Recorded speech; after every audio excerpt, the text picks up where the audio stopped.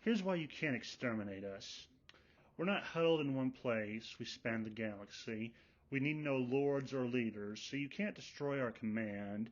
We can live without technology, so we can fight with our bare hands. We have no species or bloodline, so we can rebuild our ranks with others who want to join us. We're more than just a people or an army. We're a culture. We're an idea. And you can't kill ideas, but we can certainly kill you. Mandalorians. Actually, I wouldn't know how to describe these people. I've heard one time I heard a guy named I think it was either Mad Mike or Weaponized Nerd Rage describe them as the Klingons of the Star Wars universe. Or maybe they were talking about some hard to remember, but they are perhaps my favorite group in Star Wars, or at least the expanded universe. Like the current canon Mandalorians, I don't know what to think of, but the ones in the EU were fascinating to learn about when I was in high school, back when I just discovered Wikipedia. And I always loved going back to read about them in college, both as the new sequel trilogy was starting and as I realized it was a shit show. But they were kind of fascinating. Their culture was interesting. Their origins were fascinating. Their history is intriguing. And how they came about, both in the role, both creatively and in the Star Wars universe, it's kind of a funny story, really. And what they ultimately became is probably a story of almost serendipity, in my opinion. They also have produced some of my favorite characters in the Star Wars universe, mainly the Fets, but yeah, they're just a really fascinating group to read about, or and to learn about, or read in comics about. Like I kind of wish before the EU was gutted, I wish there had been a comic series just about a bunch of random Mandalorians doing stuff in the galaxy. I would pay money to have a copy of that now because I wouldn't trust anyone to make it today. But from like if it was someone like Karen Travis or I don't know someone, or if there was a game about them, like get Amy Hennig on that. I will pay all the money. I will pay the full $70 if you want. But yeah, do that and you have my money. I'll be like Fry. I'll be like, shut up and take my money. But yeah, their armor is cool. The weapons they use are interesting, and I'm probably using some words verbatim. So yeah, I think I'll just move on from here. They're just kick ass. That's all I can really say. They're like they are what to me what Red Hood and Punisher are in their respective universes. They are badass, cool characters, and just a joy to read about. The origin of the Mandalorians is kind of a funny one, really. They started out as a species called the Tong, or that's where their origins come from initially. They were from a planet called Coruscant. They were also known as the Warriors of Shadow, or the, and I'm probably going to butcher this pronunciation because I don't have the pronunciation in front of me, but the Da Werda Verda. Yeah, I probably shouldn't have attempted that, but screw it. Um, and they were one of two species on Coruscant at the time in the early days. Like think of how our ancestors, the caveman, were. Only our ancestors were what would be called the Zell.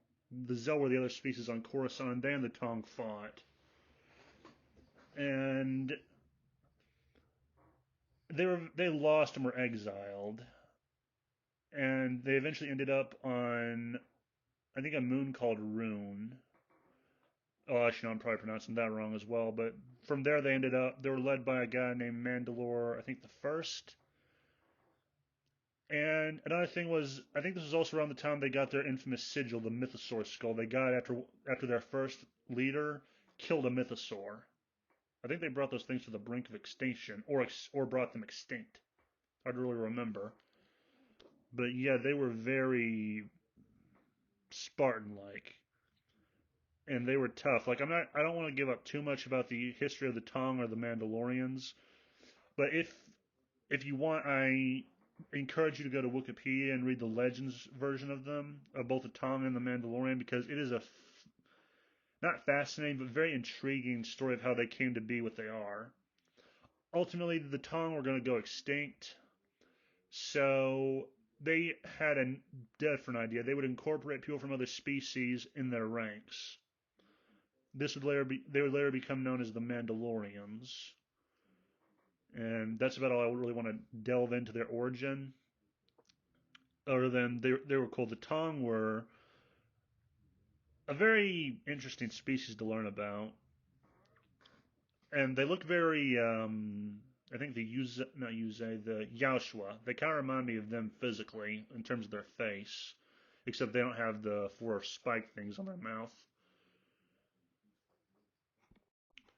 One of the appealing things for me about the Mandalorians is they feel very human, and I mean that, and I don't mean that in some kind of like blubbery, bleeding heart kind of way. I mean they have connections, or their inspirations can be found in various cultures on Earth.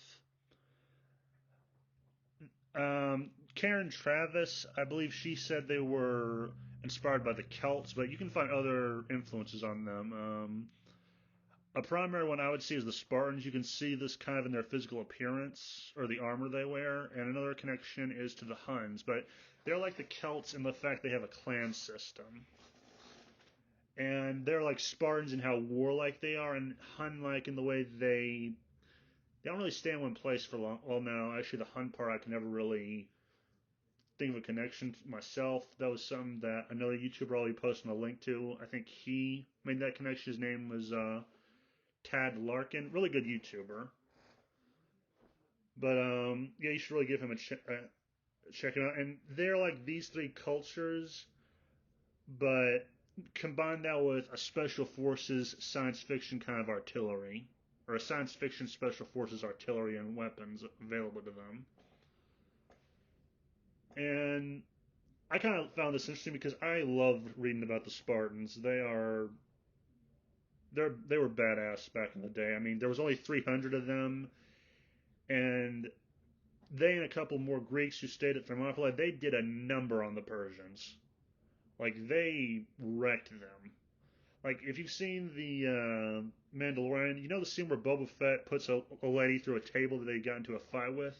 That's kind of what the Spartans did to the Persians. They put them through a table. They didn't bend them over on the table. They put them through it.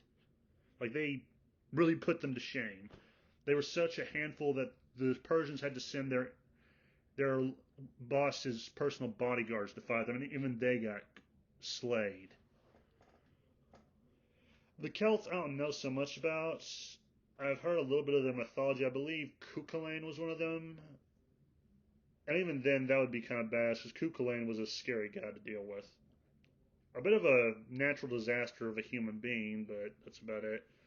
And you could say that about a Mandalorian. They were a disaster if you fought one. And in the Huns, I guess, like I don't think the Huns stayed in one place for long. That's kind of what a Mandalorian does if they don't live on Mandalore, or maybe even if they do live on Mandalore, they do not stay in one location for very long. That part is speculation on my part, but because I don't know much about the Hun, and I forgot to research that part before I started doing this part of the recording. But these are the three main ones, and I immediately see a connection between Spartans and Celts. The Hun thing, that's up in the air, but the Celt and Spartans seem like a very obvious influence. And kudos to Karen Travis for making this group the way she did. The lady deserves a medal, regardless of what crazy thing she said.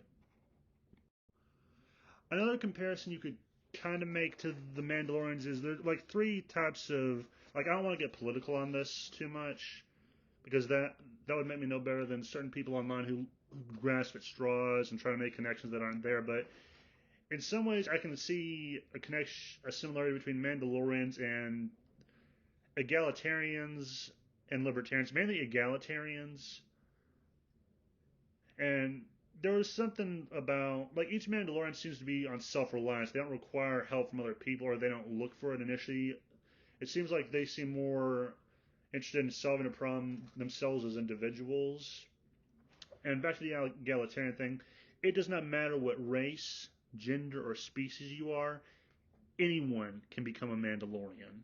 You just have to have what they're looking for in you to what they're looking for in a new Mandalorian for them to take you in. Either that or they'll adopt you as a kid and they train you to be one.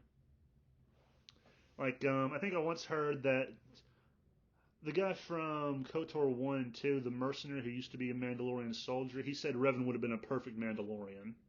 He had, like, the perfect battle ethic and all that.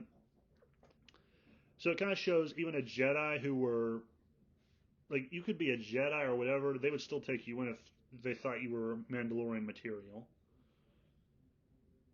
And there were some other groups I wanted to connect them to, but I didn't know as much about. But I see mainly self-reliance and egalitarianism in the Mandalorians, which I thought was a little interesting looking back on them, because they teach you to be like a warrior. Like I forget the YouTuber's name, but he's usually saying hashtag humanity first. He says they're like artisans of death. That's true. Each Mandalorian is an artisan of death who,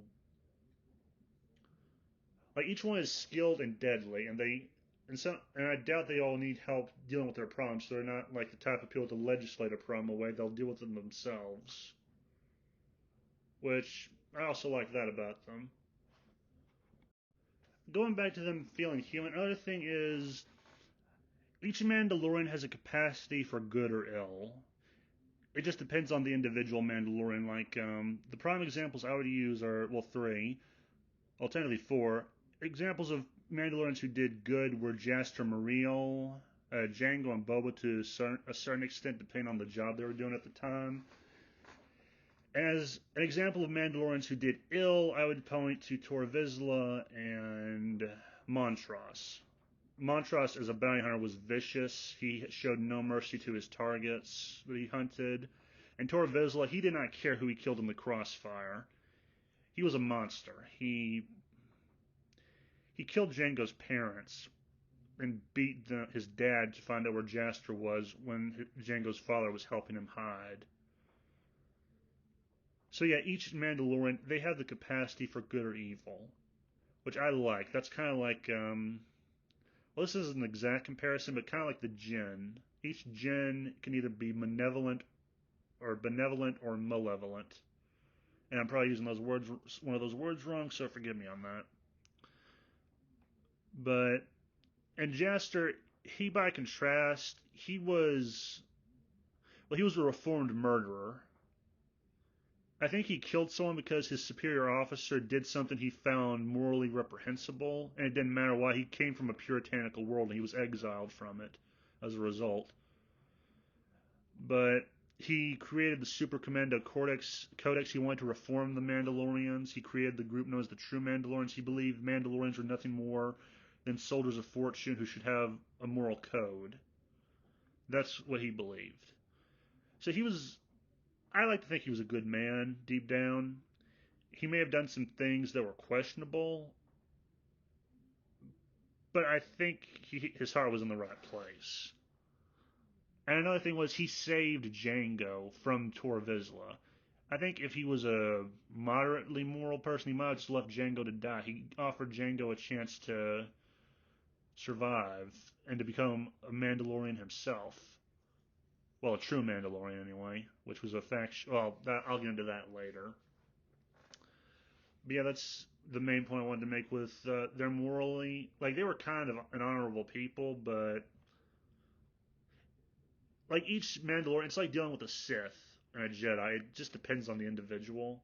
Especially a Sith, I find more comparisons because Mandalorians do not pretend aren't pretentious, or they don't pretend to be morally superior to people, or at least some of them don't. And they never deny what they are. You know where you stand with them, is what I'm saying. I say the same thing about Siths. That's why I kind of like them more than the Jedi. Actually, I like Sith and Mandalorians equally. They, depending on how evil the Sith is, or the moral compass of the Sith, or the Mandalorian, they can sometimes be a superior to a Jedi morally. And in some cases, the Jedi were in the wrong and the Mandalorians were in the right. But yeah, moving on from there. They make excellent mercs. Like the life of a mercenary really suits a Mandalorian.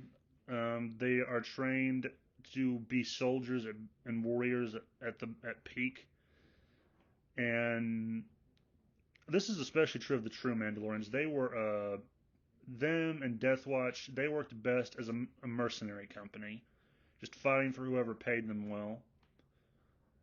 And they are trained to be like it's like well, I hate to go back to this comparison, but it's like they are Spartans in the science fiction military setting. So take a Spartan who is one of the finest soldiers the world ever knew in their time period, and put them in a science fiction advanced military. That is a Mandalorian merc in a nutshell. And you do not want to mess with them. That's like messing with the Punisher. It's suicide. And they're so good, they once took out, I mean, it cost most of the true Mandalorians their lives, but they managed to take out a bunch of Jedi in a fight where there was a misunderstanding. And, well, the Jedi didn't really help the situation either, but that was Galadron's battle in a nutshell. A misunderstanding compiled with arrogance and ignorance on both sides. Mostly the Jedi side. But they're well armed, they're well trained, and yeah, you don't want to mess with them. They are very capable warriors. As I said before, and yeah, that's all I can really say is they're capable. They have the skills to be the best soldiers of fortune you could ever afford. They make great mercenaries. Like I remember how I compared the Tong to like the Yaoshua from the Predator universe. Well, Mandalorians also make great hunters. Like they're spiritual successors and descendants of the Tong. They make good hunters. The best examples of this are Jango Fett, Boba Fett, and Montross, Jango's rival. Um, they can hunt a prey down, and if you get in their way, God help you. God help your soul, because you are screwed. Especially if they're as ruthless as Jango and Boba and Montross. I mean, Montross was especially ruthless, but Jango and Boba were no slouches. They had no problem shooting you if you got in their way. So as mentioned before on the Merc thing, they're highly skilled and highly armed. So combine the skills of a soldier with the technology, advanced technology. It's going to be hard to hide from these people. And yeah, if you have a price in your head, you better hope a Mandalorian is looking to bring you in alive. Because if they want you dead, you'd be dead, and you probably wouldn't even know it. But and plus, two of my favorite characters in the series were Mandalorians and bounty hunters. Like that's just a match made in heaven. You have a bounty hunter, which is probably one of the most badass people. It's one of the most badass jobs in a science fiction setting. Combine that with a Mandalorian, which is one of the most badass soldiers in the galaxy. There's no contest. No one can beat you. Unless they're more skilled than you, which I highly doubt. But anyway, moving on. Like the Jedi and the Sith, the Mandalorians have always had an influence in the galaxy. They've in the Clone Wars, the first generation of clones, like clone commandos, those were trained by a group called the Koi Veldar, which means those who no longer exist, or something like that. They trained the clone commandos and some other clones to be top tier soldiers. And there was even one group of clones, the Alpha class, they were trained by Jango Fett himself. And all of them were elite and very scary to deal with and hard to bring down usually.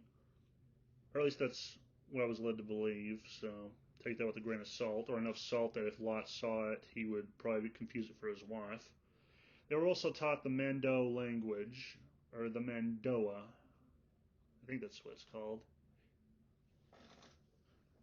And yeah, they had and some of these Koi Veldars, they worked closely with the Republic and the clones they trained in the war. And yeah, their influence continued even after that. Some of the clones went to live with them after the war was over. They went back with them to Mandalore or a Mandalorian world, or worked with them on various planets. Other examples of the influence the Mandalorians had was there was the Mandalorian Wars, the Dark Wars, the Great Galactic Wars, the Cold War. which you would see in the KOTOR games or hear about in the KOTOR games, or and in the Old Republic was the Cold War. And the main reason they got involved with some of these events was Mandalorians, they love conflict. They think there is no greater glory than fighting a deadly opponent. That's kind of why one of the reasons they went to war with the Jedi or the Republic. The Sith came to them and said, "Look, there's an opportunity for you to fight the most deadly and worthy adversaries you will ever know in your short lives, and they are called the Jedi and the Republic." The Mandalorians heard that, and it's kind of like what Negan once said, "Don't threaten me with a good time." Well, they weren't threatened with a good time. The Mandos were just told where a good time was, and they went for it. They steered right in that direction, and they never hesitated or wavered. They just went for it, and they kept on going. Like, there could have been a rational person saying, "Sir, this might be suicide." The other ones would be like, "F off, I want to do it. It looks fun. Don't deny me this." And yeah, they did it.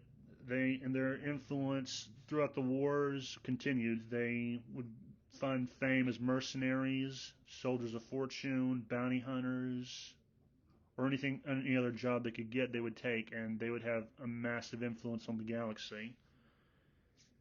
They also caused a little bit of backlash on their planet eventually of Mandalore. It was, I believe, called either the Jedi Incursion or the Mandalorian Incursion, where, well, I can't remember if this was originally part of the EU or not, or part of the Clone Wars show, but they glassed the planet. Like, most of it's barren wasteland, except for one city, I think. So yeah, not a good look for the Jedi because they participated, and not the Republic here, and they treat the Mandalorians like bitches after that. It's a shame. And the only ones who, and there were only two groups after this who had any spine left, but I'll get onto them next. Like on Earth, the Mandalorians have been subject to factions and infighting, which is kind of sad because like they could probably take over the galaxy if they put enough effort into it and they had enough numbers. But yeah, over the years they would have various factions, but only three were present that I know of, and these were present during the not Civil War, the one with the was it idea? No, interest the planets that want independence from the Republic. Around the time that was going on or leading up to it, there were three factions that arose. And that was the New Mandalorians, the Death Watch, and the True Mandalorians. And I don't want to get political, but this is probably an example of them actually doing politics right in a fictional setting. I mean, you could make an argument that the New Mandalorians are basically like radical liberals, and the leader of the New Mandalorians is Angela Merkel. You could say Death Watch is an extremist form of conservatism. And you could say the True Mandalorians are, well, I guess like moderates.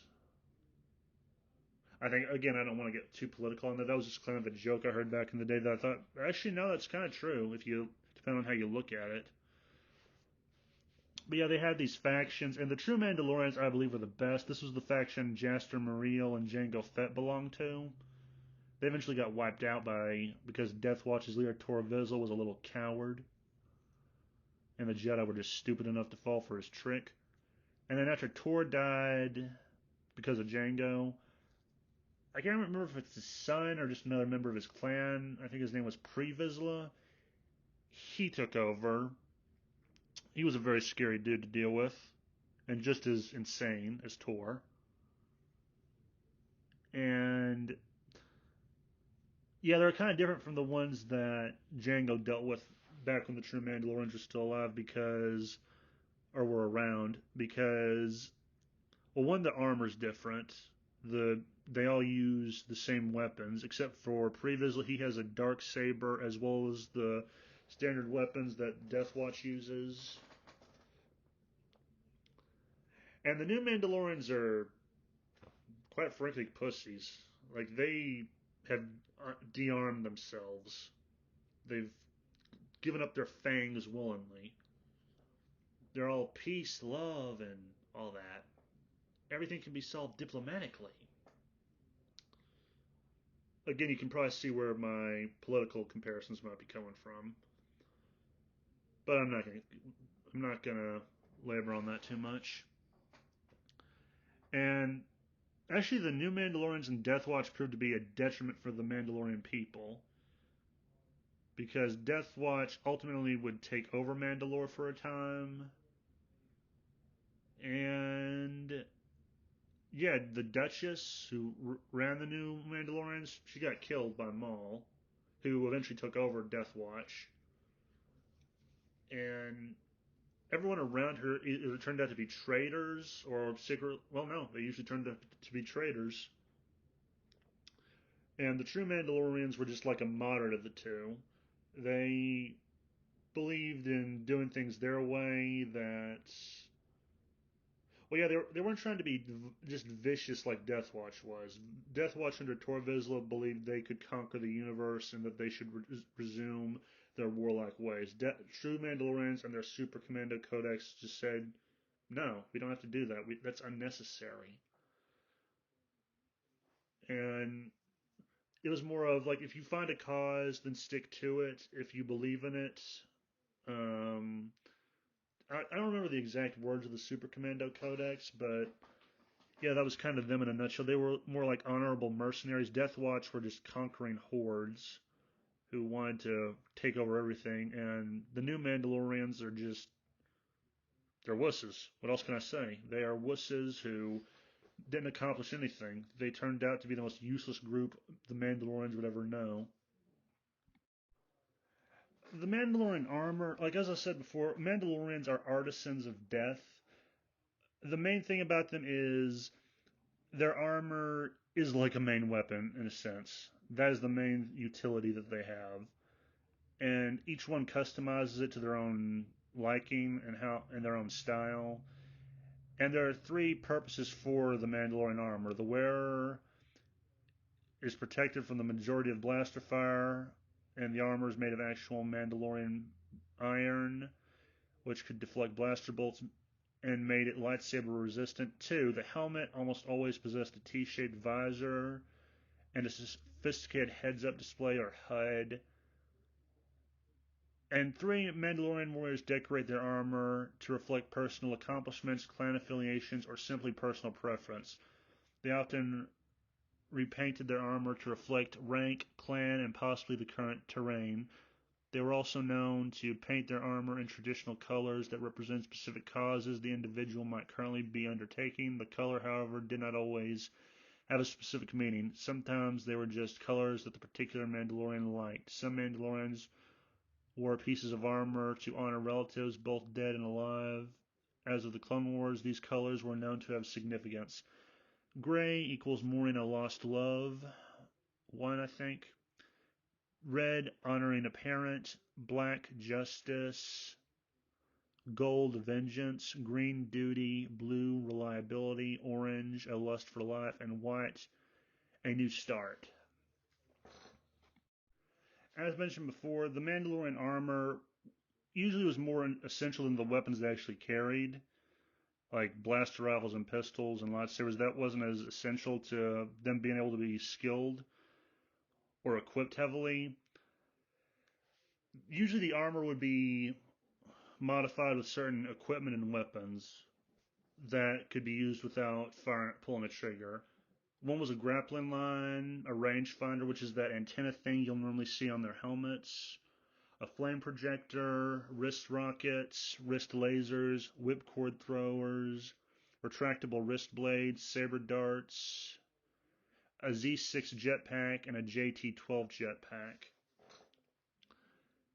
And all this made them lethally effective without weapons or without blasters. They could just use these to be a menace. And you kind of see this with you kind of saw this with Jango in, well, you saw some of this. You also saw some of it with Boba in The Mandalorian, where he, like when he puts his fist up to a stormtrooper, then sends him blasting back with a rocket. You see him use. There's also some lasers on Boba Fett's, not ankle, but knee. His knee armor shoots some lasers out. And yeah, it was glorious to watch him kick those stormtroopers' butts. And yeah, that's about it. Like as I said before, they are artisans of death, and their armor reflects this. They needed to be effective on the battlefield, and that meant not always relying on blaster fire or bladed weapons or lightsabers. I mean, they could use I mean, the grappling line itself is a deadly weapon on its own. Like Jango once used one to garrote a Jedi that participated in the death of the true Mandalorians. He garroted him to death with it. Just pulled that line out, wrapped it around his neck, then tightened it, and that was it. That was all she wrote. The guy was a gunner. He was dead the second he crossed Jango's path. And yeah, it's all about the equipment. As for weapons, pretty much anything available. They weren't like aside from Death Watch, Mandalorians aren't always like specific about the weapons they use. It can be anything available to them. At one point, Django used a rock to kill someone. Well, either that or just bloodied him a little.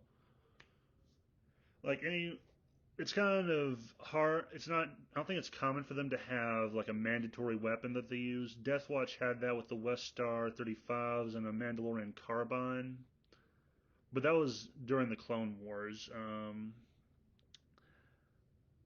I also think under Cassius Fett they did do something similar, but those are the only two occasions where that was a norm. Other than that, I think they used anything they could get their hands on or anything that was made available to them or that they could buy themselves or acquire through other means.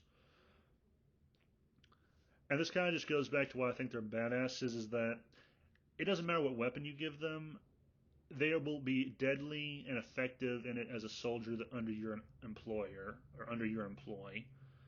It doesn't matter what it is. You can give them a sniper rifle, a rocket launcher, a pair of pistols, or just a normal blaster rifle.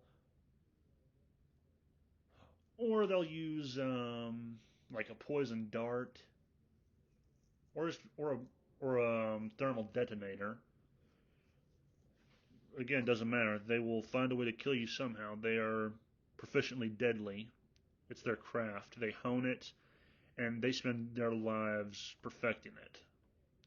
Like the weapons are just they're optional. Whatever the weapon is, it's optional. They can always use their bare hands if they need to. So yeah, that's about it. Those are my main reasons for why I love the Mandalorians. There was one more thing I wanted to talk on, which was their culture, but then I thought, no, I don't want. I think I'll leave that one for people who actually want to learn something new about them. I think I'll leave that for them to find out about. But it's an interesting culture for sure, and the various development it's gone through over the centuries in the Star Wars universe is very fun to learn about. So yeah, that's all I wanted to say. Other than, well, yeah, the Fett should have always been Mandalorian in my opinion. In the canon, they should never have screwed with that. But also, yeah, I still think Boba's probably the most lethal Mandalorian I've ever seen in canon so far.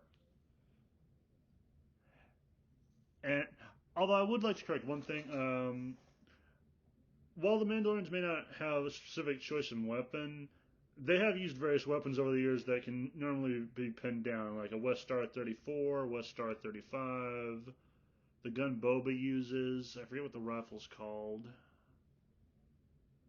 There's the Mandalorian carbine, and that's it. That's what I really wanted to say. Is they do usually have a choice in weapons, but I think it depends on how it's acquirable. And that's all I'm going to say. They're just like a badass group that I find immensely entertaining to learn and read about. They are. They'd be a scary person to meet in real life. It's kind of like who would you not want to meet in a dark alley? A Mandalorian would be my first guess or pick. Because if you told me I had to fight a Mandalorian, I'd be like, that's suicide. I don't want to die yet. And it's just Uh, yeah, that would be like the worst mistake of your life. And yeah, that's another reason why I like them is just like they built them up to such an extent that they kind of have hype to them, and I buy the hype. I really do. Otherwise, I wouldn't love them as much as I do. And I probably could have done this video better, but that aside, what the hell? I can always do an update to it in the future. Also, I just wanted to just do another one of why I love something, and yeah, if there's something else I missed, let me know in the comments. Because aside from the culture, there was nothing else I could think of that I should have added. If you love Mandalorians, let me know what you like about them in the comments. I'd say subscribe, but I would hope not a lot of masochists watch my videos. And you have to be a masochist to watch my videos, to be perfectly honest. Like to listen to this voice, like you have to be a masochist with daddy issues, is what I like to tell myself anyway, which is kind of funny. Like this video if you enjoyed it. If you found this informative, yeah, good for you. I hope some people who watch this learn something new about the Mandalorians. Have a nice day, and remember the game was rigged from the start.